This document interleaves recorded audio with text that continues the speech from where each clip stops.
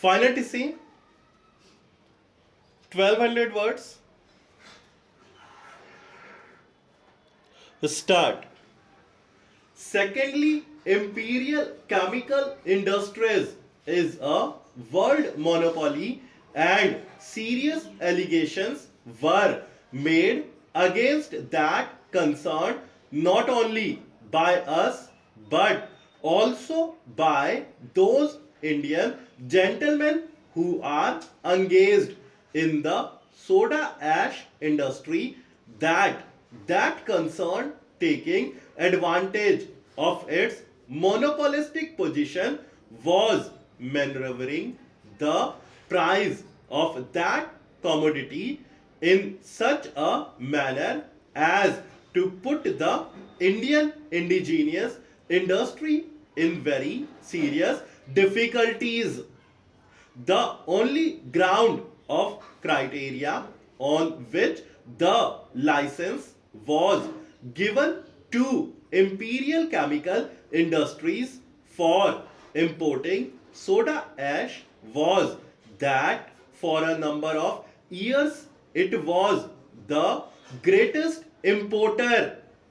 But if, while granting protection to a national industry, we look at things in such a mechanical and superficial way, it defeats the very purpose for which Parliament is enacting this piece of legislation about these things. I have no information as to what is the present position, whether these suggestions were considered, whether the matter was looked into, whether any investigation was undertaken, and if so, with what result. On these matters, we have not been supplied with any information. Therefore, I agree to some extent with my honorable friend Mr. Kishan Chand that we are confronted with some tariff amending bills in installments.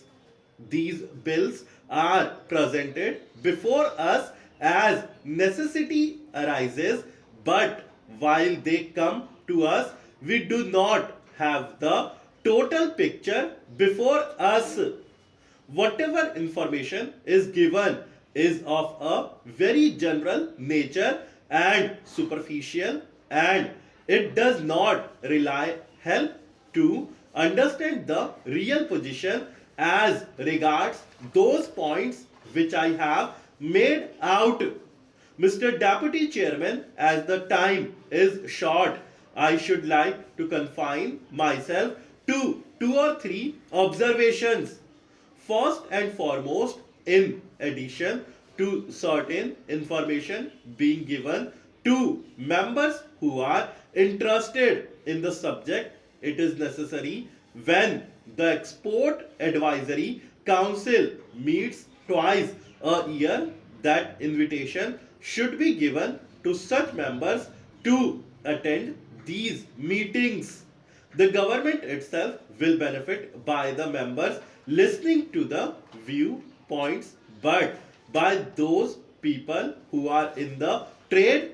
I had made this observation with regard to education advisory boards and every other body that members of other both houses should be informed about the meetings of such bodies, and they should be allowed to attend them as spectators.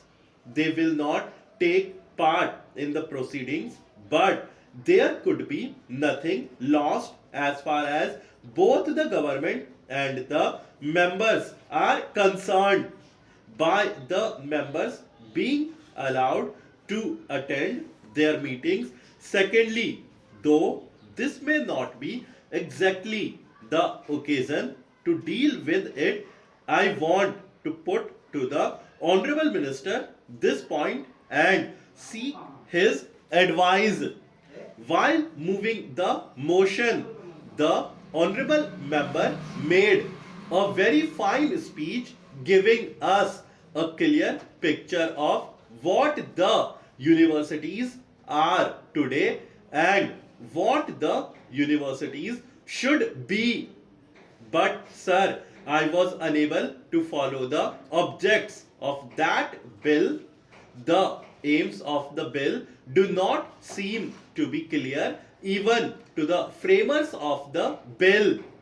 In the statement of objects and reasons, it is said the Constitution of India vests Parliament with exclusive authority in regard to coordination and determination of standards in institutions for higher education or research and scientific and technical institutions.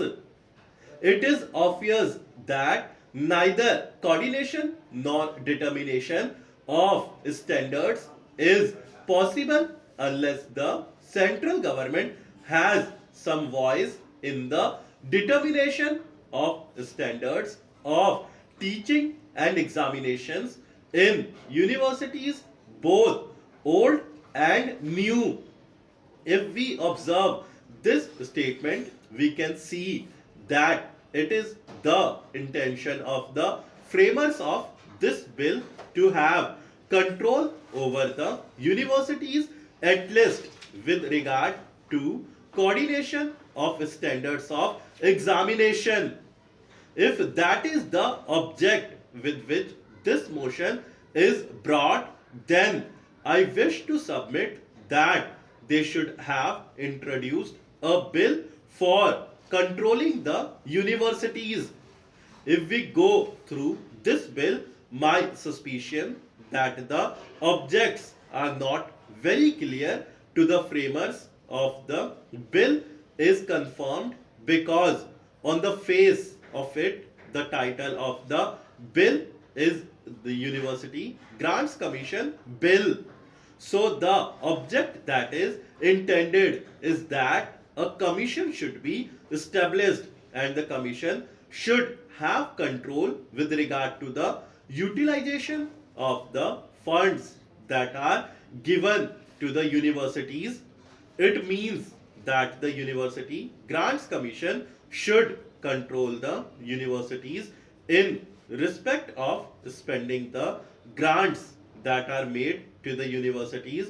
But if we look at the previous of the bill, they go far beyond this.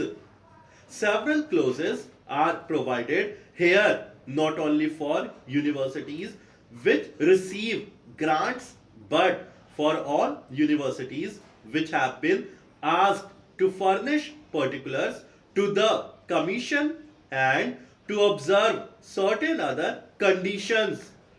Then they will also be made liable to certain penalties in case they fail to submit returns. I could have understood if these clauses were made applicable only to universities which receive grants, but it is not so. As per definition, university means a university established or incorporated by or under a central act or a state act under the concurrent list.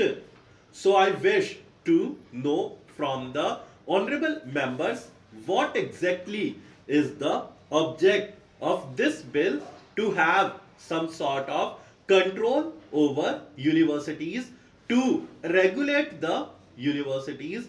Then I am afraid this bill will not do. He must bring forward another bill called the Universities Bill, in which they can have any provision to assume control over universities to any extent.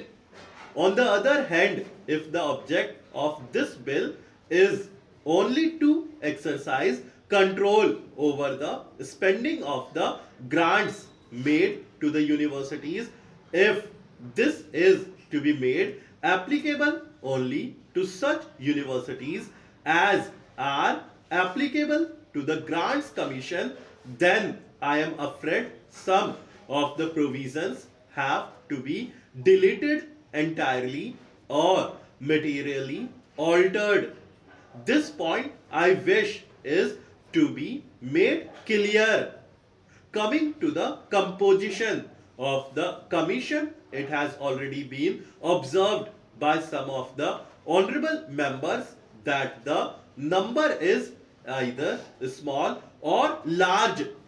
One lady member said that the number is small, while another honorable gentleman said that the number is large. The University Grants Commission provides for a small number, that is 5, and it should be so in order to make this commission effective. Sir, I wish to submit that the number should not be large. We all know by our experience in the working of committees and commissions that a large commission or committee means only procrastination or delay in working. If the commission is large, the quorum will also be large and members may not come, and therefore meetings will have to be postponed and delayed. In the interest of success of this university grants commission, it should be an efficient body. It must be a small body. I think 5 would do, and I wish to direct the attention of the committee to this aspect.